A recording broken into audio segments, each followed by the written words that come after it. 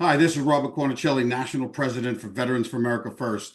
And with me today, I have Mike Carbonara. He's running for Congress in Florida's 22nd Congressional District after the redistricting. Welcome, Michael. Thank you. Thank you very much. Yes, I'm running. Yeah, it was District 25, and now Florida redid its map, so now it's now District 22. And I'm running to restore the freedoms in America that have been eroding over the career politicians who really have forgotten about Americans what they actually value. And in particular, probably the biggest forgotten group is our veterans, which is why we're talking about this today. Now, that's a perfect lead in because they are the forgotten demographic. I was trying to put you on the top so it looks like I'm looking straight, but you're down here. And I don't know how to work these things, but they are the forgotten demographic, and everyone just assumes they're going to vote whatever their registration is because they're just so loyal to their beliefs. But that's not so. They vote for the people who really care. They will cross party lines for people who show that they really, really understand what's going on in their lives. And I know your grandfather was in the military. Your brother was in the military. He was SF, right? My brother-in-law, Your yes. brother-in-law. So you have a little bit of an understanding. Yeah, I mean it's something that I've learned that people that are serving the military, that's their identity for the rest of their lives. They always remember the service that they've done, who they served with, and they're the people that are really the most patriotic because they understand the sacrifice that as needed to keep their freedom in this country. And that sacrifice is so needed because without them, we wouldn't have the freedoms. We wouldn't have the freedom, the economic opportunities we have here, the freedom of speech. All that is at risk, and it is the veterans who are in the front lines protecting those things from foreign enemies that really are putting pressure on the U.S. to lose those freedoms, and we see that every single day. And when they're putting that at risk, they come back, and they don't have the same education as the people that went to college. They have to catch up. They have a lot of times they come back, they have issues, physical pain, mental pain, and so they're trying to rehabilitate, get engaged into the real world outside of the military, and that takes a lot because they have to deal with a lot of these issues. They need care, they need education. They're trying to move forward with their life. Sometimes they come back to a family. Sometimes they need to move ahead to start with the family, but they're really being, in my opinion, just dismissed in many areas. They need better care at the VA. They need a step up in education. They need to reintegrate in society because you got to remember the people that they say graduated high school with, they come back home. They have their lives moved on. They're married. They have kids. They have a home. These veterans are coming back and essentially starting from zero and maybe even less from zero because they have to rehabilitate from that pain. And some of them are dealing with physical pain where they have to seek medication. Some of them have mental issues. One of the major issues that nobody talks about is the fact that on average, two veterans per day are committing suicide. And there are many more attempts each day of veterans who are attempting suicide.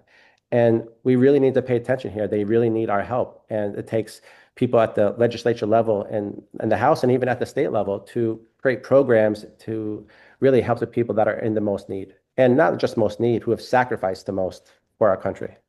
It's a great example that you brought up.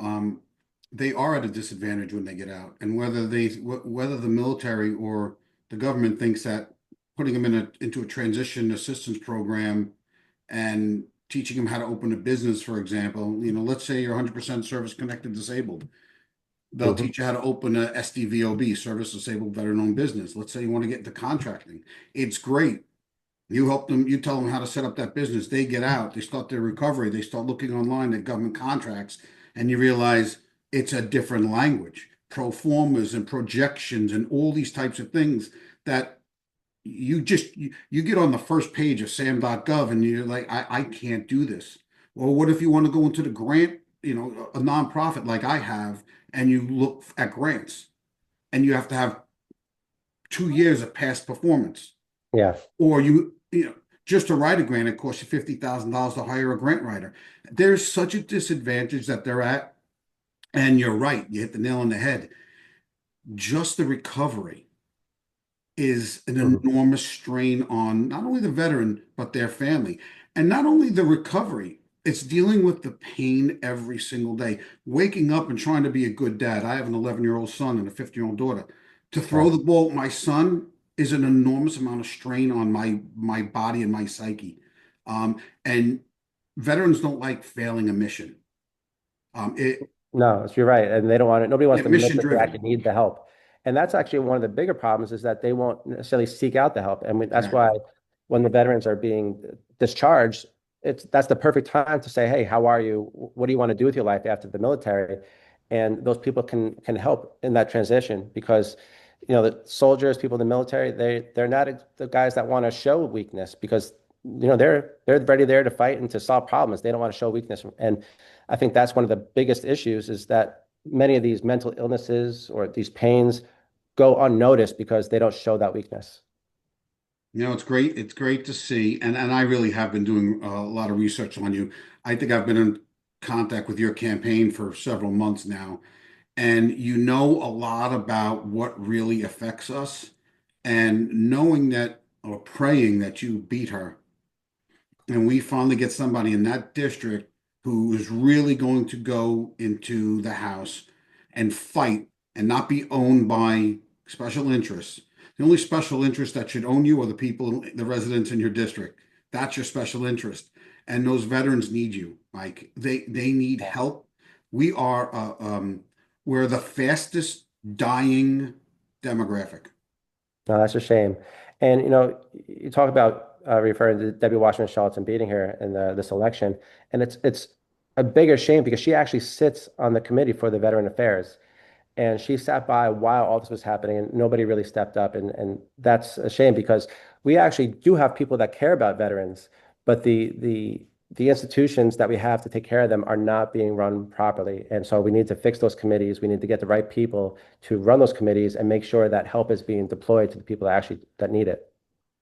Let me give you a quick, because I don't want to hold you up too long. In 2019, Lee Zeldin was still a congressman, and I went to him about something that's called liver fluke. It's a rare parasite that's only found in Southeast Asia, and this parasite embeds itself in your body, and Mhm. after could be 30 years of an incubation, it comes out and causes cancer in your bile ducts and your liver and whatnot. So all these Vietnam veterans are coming down with this liver fluke disease, and the VA is not covering it. So we had a Wow. fight. So Lee Zeldin creates the Liver Fluke Study Act in 2019. Now he's up there in the EPA kicking butt. Yeah, I he's doing a good love him, job. man. Every time he does a video where he's just embarrassing those on the Hill, I text him like, he's like Trump, man. He's the king. But his replacement, who cares nothing about veterans, guess what act he pushed? What legislation he announced about 6 months ago? The Liver Fluke Study Act. So Yeah. all Wow. this time, Congress did not do any studying. Veterans died, Vietnam veterans died, and now they're going to study it again. It should be immediate. What is Yeah. cost to government? We saw trillions going away in USAID, billions going away to all this fraud in Minnesota and California and all over. You can't put another $100 million into the VA. It's not going to be that much, but to just immediately cover veterans who have this Yeah. liver fluke Well, disease. this is all about accountability and actually addressing people that actually need help. And like you hit the nail on the head. There's plenty of resources. We have no lack of resources in this Yeah, country. We have a fraud problem and we have an accountability problem of people not actually caring where the care needs to go. And there's too many people that don't care about our country. And the veterans who've sacrificed the most need the most help. And we need to have the right institutions there to make sure that they're taken care of. unbelievable. Hey, listen, Michael, I don't want to hold you up. You got to get out there. I mean, if this was a plus 10 red district, I'd hold you a lot longer, but you got to get out there and crush this woman. You got to do it for us. We need you in there. I believe in you. That's why I've been hounding your campaign team to get you because you need our support. Veterans need to know that you're going to be fighting in that district for them, and we are going to let them know that. But you gotta, not, I know you are, but let the veterans in that area know you're gonna fight for them because we're dying, not me necessarily right now, but we're dying off because of the care. You said Yeah. it. There's no shortage of money, there's no shortage of people who want to help. It's a fractured system and someone's got to bring it together. You're absolutely right. And I promise, I'm not going to let anybody down. I'm going to get in there and get the job done. And I want to make sure that everybody gets the care they need. And that's why I'm running to restore I, those freedoms and restore those, I mean, this is all about what America stands for. This is what I grew up with, is that you take care of the people that take care of this country, and the veterans are those people, and I won't let you down. I know you won't. I would not have hounded your campaign like this if I thought you would. You're you're you're a bright star, man, and you give me goosebumps because when I know my brothers and sisters are suffering, and you're going to be there to answer that call, it gives me hope, and hope is what keeps us going. Absolutely. So, Yes. Michael, thank you again. We're going to be standing right beside you. We will let as many veterans as we can know in your district and all over Florida, because hopefully one day you become a senator and you can really do some damage, and we need it. So, thank you. Thank you so much. Thank you, Robert. I appreciate you having me on tonight. Anytime you have our endorsement, you always will. Thank you so much. All right. Have a great night. You too.